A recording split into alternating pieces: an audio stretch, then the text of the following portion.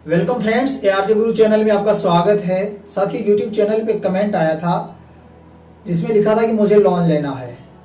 तो अगर आपको भी लोन लेना है तो आपको इस वीडियो में विस्तार से मैं गाइड करने वाला हूं कि आपको कौन कौन सी जानकारी होना ज़रूरी है।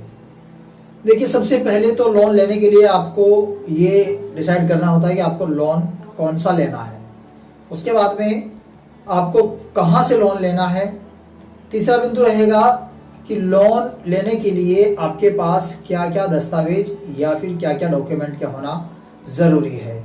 चौथा बिंदु रहेगा कि आपको कितना लोन मिल सकता है। अगला बिंदु रहेगा कि लोन लेते समय आपको किन किन सावधानियों को ध्यान में रखना चाहिए। अगला बिंदु रहेगा कि लोन लेते समय आपका कितना चार्ज लगता है या फिर कितना आपकी फीस लगती है। उसके बाद में अगला बिंदु रहेगा कि लोन की किस्त यानी जो EMI होती है वो कितनी होती है। आठवां बिंदु रहेगा कि आपको कितना लोन लेना चाहिए। हालांकि ये आपकी आवश्यकता के अनुसार होता है, लेकिन फिर भी इस पर चर्चा करेंगे आपको कितना लोन लेना चाहिए। और उसके बाद में 9वां बिंदु रहेगा कि आपको लोन देने के लिए कई एंड्रॉयड एप्लीकेशन हैं, वो भी ये सुविधा प्रदान करवाते हैं, तो आपको उनसे लेना चाहिए या नहीं लेना चाहिए। अगर लेना चाहिए तो कौन से एंड्रॉयड एप्लीकेशन है वो विश्वसनीय है। ये लगभग 9-10 बिंदु हैं जो इस वीडियो में हम चर्चा करेंगे और आपको बताएंगे इन सभी के बारे में। वीडियो में आगे बढ़ने से पहले आपसे निवेदन रहेगा कि अगर आप पहली बार चैनल पे आए हैं तो चैनल को सब्सक्राइब कर लें, ताकि आपको इसी तरह की जानकारी के वीडियो मिल सके।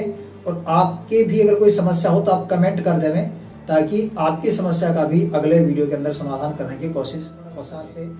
पहला बिंदु ये था कि लोन कौन सा लें। तो अगर आपको आपका घर या मकान अगर आपका पट्टाशुदा हो तो आप होम लोन ले सकते हैं बनाने के लिए या फिर उसकी रिपेयरिंग के लिए। पर्सनल लोन विभिन्न आवश्यकता, कोई भी आवश्यकता आपके हो गई अचानक से, जिसको कोई भी आपके इससे जो मैंने बताया जो लोन के प्रकार इनमें से कोई सी भी नहीं है, तो आप पर्सनल लोन ले सकते हैं। अगर आपकी कोई इंश्योरेंस पॉलिसी है, अगर आप LIC या फिर कोई अदर कोई पॉलिसी है, तो पॉलिसी के ऊपर भी लोन मिलता है। सभी के ऊपर नहीं मिलता है, कुछ पॉलिसी के ऊपर लोन नहीं मिलता है, वो उनकी TNC के अंदर पहले से होता है।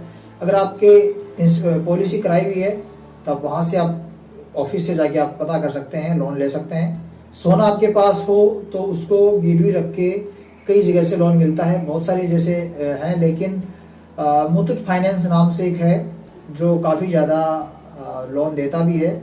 शायद विश्वसनीय भी होगा, क्योंकि मैंने अभी कभी लेके नहीं देखा, लेकिन फिर भी उसका जो रेस्पॉन्स है लोगों का अच्छा ही रहा है। बाकी बहुत सारे और भी कई हैं।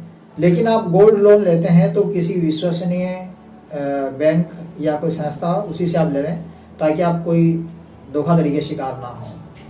प्रॉपर्टी लोन है, ये बहुत सारे बैंक देते हैं, ग्रामीण बैंक है वो भी देते हैं। आप पता कर लें, आपके जो नज़दीक में जो ग्रामीण बैंक होते हैं वो मोस्टली प्रॉपर्टी लोन देते हैं, और कई बैंक भी देते हैं, तो आप वहाँ से भी आप ले सकते हैं।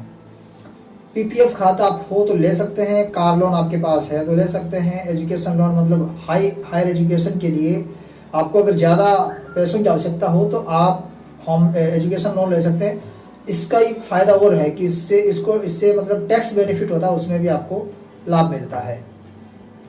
और आपके पास जैसे मैंने बताया कि म्यूचुअल फंड शेयर वगैरह हो तो वो आप लोन अगेंस्ट सिक्योरिटी जो लोन होता है वो आप ले सकते हैं। अब इनमें से आपने डिसाइड कर लिया कि आपको भी कोई सा भी ये लोन लेना है, जैसे कि मान लो पर्सनल लोन का आपने डिसाइड किया ये लोन लेना है, तो उसके बाद में आपको ये लोन कहाँ से लेना है। देखिए, ये बैंक बहुत सारे बैंक है, सारे बैंक पर्सनल लोन प्रोवाइड करवाते हैं, लगभग सारे बैंक। इसके अलावा कई सारे जो प्राइवेट जो संस्थान है वो भी ये लोन प्रोवाइड करवाते हैं। पोस्ट ऑफिस भी ये लोन देता है, मतलब आपके पोस्ट पेमेंट बैंक के अंदर आप अकाउंट खुलवाया हो तो। अगले वीडियो में हम पोस्ट पेमेंट बैंक की बात करेंगे, जो डाकघर का जो अकाउंट होता है Indian post payment bank IPPB, वो अगले वीडियो में हम चर्चा करेंगे। तो वहाँ से भी ले सकते हैं। कई सारे ऑप्शन हैं, बेस्ट कौन सा रहेगा। देखिए, सबसे बढ़िया तो ये रहता है कि आप सैलरीड पर्सन हैं, मतलब आपके प्रति महीने हर महीने सैलरी आती है अकाउंट में, वो सैलरीड पर्सन होता है, उसको लोन मिलना आसान होता है। वो तो किसी भी बैंक से लोन ले सकता है, SBI से ले सकता है, सुरक्षित है, सेफ है। लेकिन जो सैलरीड पर्सन नहीं है, जिनके सैलरी नहीं आती है, वो जो पर्सन होते हैं उनको बैंक लोन देने से थोड़ा सा हिचकिचाते हैं, थोड़ा सा देते भी नहीं है, थोड़ी मतलब कई बार चक्कर कटा देते हैं, लेकिन लोन नहीं देते हैं। तो आपको कहाँ से लेना है। जो सैलरीड पर्सन नहीं है उनके लिए सबसे बेस्ट रहेगा बजाज फिनसर्व जो है, बजाज फिनसर्व। इस वीडियो के डिस्क्रिप्शन में लिंक मिल जाएगा आपको, आप बजाज से लोन ले सकते हैं। इसके अलावा एक दो और भी है, जैसे आप नेट पे देखेंगे, लेकिन हमेशा मैं आपको बताऊं, आप जहाँ से भी लोन लेते हैं विश्वसनीय संस्था होनी चाहिए, विश्वसनीय कंपनी होनी चाहिए। जैसे बजाज एक बहुत बड़ी विश्वसनीय कंपनी है। इसके अलावा और भी जैसे कुछ फाइनेंस देने वाले, जो लोन देने वाले हैं, वहाँ से आप ले सकते हैं। लेकिन सबसे पहले आपको ये जानना जरूरी है उसके बारे में कि ये विश्वसनीय है। अब तीसरे बिंदु पे बात करते हैं कि लोन लेने के लिए कौन कौन से दस्तावेज या कौन कौन से कागजात आपके पास होना जरूरी है। तो देखिए, पर्सनल लोन लेने के लिए आपके पास केवाईसी डॉक्यूमेंट होना जरूरी है। केवाईसी डॉक्यूमेंट का मतलब है आपके पास आधार कार्ड, पैन कार्ड और आपकी वोटर आईडी है।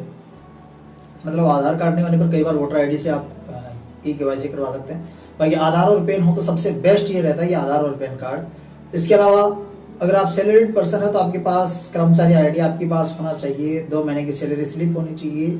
अगर आप कर्मचारी नहीं हैं तो आपके पास, आप कोई अगर जॉब करते हैं, बिजनेस करते हैं, उसका कोई आपके पास सर्टिफिकेट तो वो होना चाहिए। नहीं हो तो आपके पास आधार और पैन कार्ड होना बहुत जरूरी है। उसके बाद में जैसे आप सैलरीड नहीं है तो बजाज वालों के पास आप जाते हैं तो एक्स्ट्रा डॉक्यूमेंट आपको अगर उनको चाहिए होता है तो वो बोल देते हैं, बाकी मोस्टली उससे वो लोन दे देते हैं।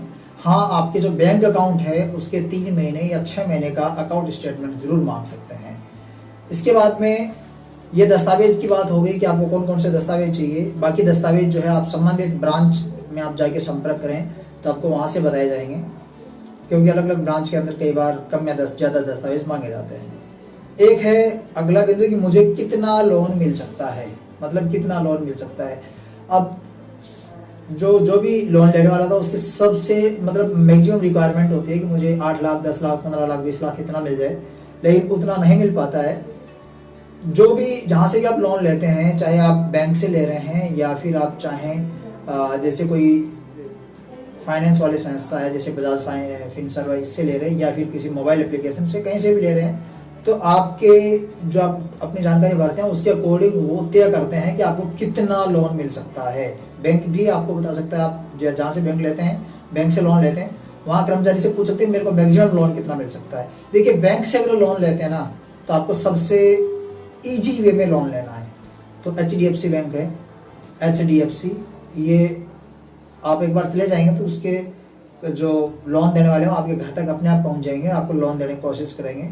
आप वहाँ से ले सकते हैं। पर्सनल लोन की बात कर रहा हूँ मैं, तो HDFC से ले सकते हैं। आपको कुछ सावधानियां रखना बहुत ज़रूरी है, वो हम अगले पॉइंट पे बात करेंगे कि लोन लेते समय कौन कौन सी सावधानियां ध्यान में रखनी चाहिए।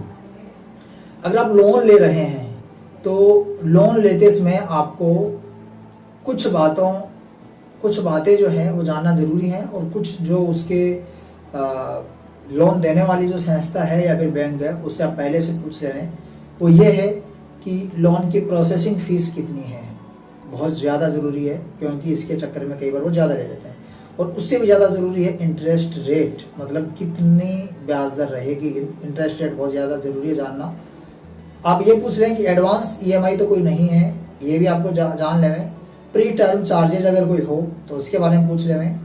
चेक अगर आपका कोई बाउंस हो जाता है तो चेक बाउंस चार्जेस क्या है ये पूछ लें, क्योंकि प्राइवेट बैंक और ये जो प्राइवेट संस्थान जो हैं जैसे कि बजाज फिनसर्व वगैरह, इनकी ये काफ़ी ज़्यादा है। ओवर ड्यू इंटरेस्ट कितना है, सर्विस चार्जेज है वो कितने हैं।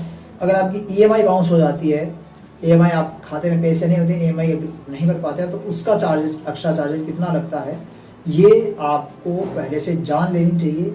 इसके अलावा सावधानी ये बरतनी चाहिए कि आप जिस संस्थान से या जिस बैंक से लोन ले रहे हैं क्या वो एक वास्तव में रजिस्टर्ड है, या फिर ऐसा तो नहीं है कि आप लोन लेने के चक्कर में कहीं अपने डॉक्यूमेंट आप जमा करवा देते हैं, लोन भी नहीं मिल पाता हो। तो आप ये अच्छी तरह से जान लें कि वो बिल्कुल वैलिड है, ऑथेंटिक है, ये आप जान लें। ये हो गया सावधानी बरतने वाला। अगला 6वां नंबर बिंदु रहेगा कि लोन लेते हैं तो कितना रुपये का चार्ज लगता है।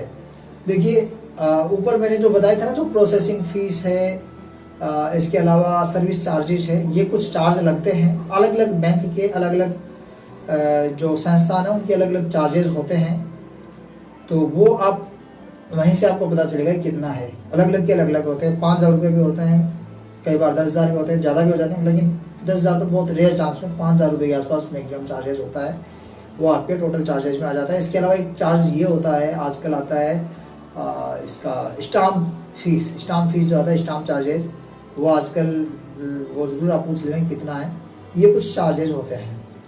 इसके अलावा बात करते हैं 7वें बिंदु की। तो 7वां बिंदु रहेगा कि लोन की किस्त कितनी होगी। आप लोन ले रहे हैं तो उसकी EMI या किस्त कितनी होगी। लोन की किस्त जो होती है वो आपके लोन के जो प्रिंसिपल होता है, आप कितना लोन लेते हैं उसके ऊपर डिपेंड है। जैसे आप 1 लाख रुपये लोन लेते हैं तो उसकी किस्त कम होगी, अगर आप 10 लाख रुपये लोन लेते हैं तो उसकी किस्त ज़्यादा होगी।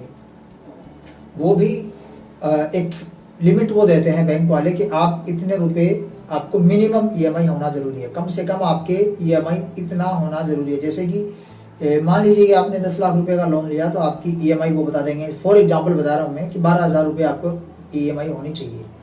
लेकिन आप चाहें तो आप उसको ज़्यादा भी करवा सकते हैं, 13,000, 14,000, 15,000, लेकिन मैक्सिमम भी लिमिट होती है आपकी सैलरी के अकॉर्डिंग, उससे ज़्यादा वो EMI नहीं काट सकते हैं, क्योंकि एक फिक्स होता है कि कर्मचारी की इतनी से ज़्यादा EMI नहीं काटा है सैलरी के, ताकि वो अपना परिवार भी अच्छे से चला सके। तो वो भी एक मिनिमम और मैक्सिमम लिमिट होती है, उसके बीच में आप कितनी भी EMI जमा करवा सकते हैं।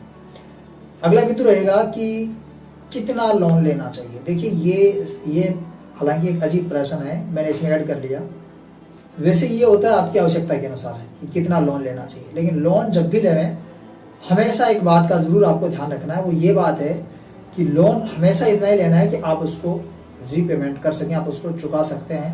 क्योंकि कई बार ऐसा होता है कि लोन लेते हैं चारों तरफ से, एक लोन ले रखा है, दूसरा ले लेते हैं, तीसरा ले लेते हैं, और लास्ट के अंदर उसकी EMI भरना उन सभी लोन की बहुत ज़्यादा भारी पड़ जाती है। तो लोन हमेशा आप इतना ही लें जो आपके जेब के ऊपर और आपकी जो आर्थिक जो कंडीशन है उसको नुकसान नहीं पहुंचा सके, इतना ही लोन लें। भले आपको ज़्यादा की आवश्यकता हो, लेकिन आप कैसे भी करके उसको एडजस्ट करें। और अगला एक बिंदु रहेगा, बहुत इंटरेस्टिंग बिंदु है, कि कई मोबाइल एप्लीकेशन है वो लोन देते हैं। बहुत सारे आजकल तो बहुत सारी बाढ़ आ गई है, फिलहाल तो प्ले स्टोर पे जाओगे, लोन के आप लिख के सर्च करो, बहुत सारे ऐप आ जाएंगे, सब दावा करते हैं लोन ले लो। पता नहीं इतने रुपए कहाँ से हैं उनके पास में, तो यहाँ से ले सकते हैं, नहीं ले सकते। देखिए, लोन ऐप से जहाँ तक हो वहाँ तक मैं आपको ये कहूँगा नहीं लेना है, क्योंकि मोस्टली जो है मैं उन पे विश्वास नहीं करता। लेकिन कुछ ऐसे हैं जिन पे विश्वास कर सकते हैं, जैसे कि इंडिया बुल्स का आता है धोनी जिसका विज्ञापन करता है, महेंद्र सिंह धोनी जिसका विज्ञापन करता है, धनी ऐप आता है। उसमें कुछ नहीं चाहिए होता है, आपका आधार कार्ड, पैन कार्ड चाहिए होता है, मोबाइल नंबर चाहिए होता है, इसके ज़रिए वो आपको लोन देता है। और एक आपको आपका अकाउंट का होना ज़रूरी है जिससे आप पेमेंट करते हैं उनको। तो बस ये कुछ चीज़ें वो मांगते हैं। इंडिया बुल्स का जो धनी आता है वो एक मैं आपको जरूर प्रीफर कर सकता हूँ कि आप वहाँ से ले सकते हैं। बाकी अदर जो एप्लीकेशन है वहाँ से मैं आपको प्रीफर नहीं करूँगा, क्योंकि कई बार ऐसा होता है कि आपको लोन देने के चक्कर में कई वो बहुत सारे चार्जेस लगा के, और आपको क्या पता क्या क्या मतलब नुकसान हो सकते हैं, बहुत सारे नुकसान हो सकते हैं, तो वो आपको मैं प्रीफर नहीं करूँगा। तो ये कुछ जानकारी थी, लगभग 9-10 बिंदु थे, वो मैंने आपको इस वीडियो में समझाए हैं। वीडियो अगर अच्छा लगा हो तो लाइक ज़रूर कर देवें। साथ ही जो पहले मैंने रिक्वेस्ट की थी, चैनल को सब्सक्राइब अगर आपने नहीं किया है तो चैनल सब्सक्राइब कर लें। अगर आपका कोई किसी तरह का कोई प्रश्न हो, कुछ पूछना हो, तो नीचे कमेंट बॉक्स दिया गया है, आप वहाँ पर कमेंट करके पूछ सकते हैं। और इसके अलावा डिस्क्रिप्शन को एक बार ज़रूर चेक कर लें, क्योंकि वहाँ भी आपको कई तरह की जो इन्फॉर्मेशन है इन फ्यूचर भी मैं आपको वहाँ पर अपडेट कराता रहूँगा। तो ये कुछ जानकारी थी। अगले वीडियो में आपसे फिर मिलेंगे, तब तक के लिए जय हिंद, जय भारत।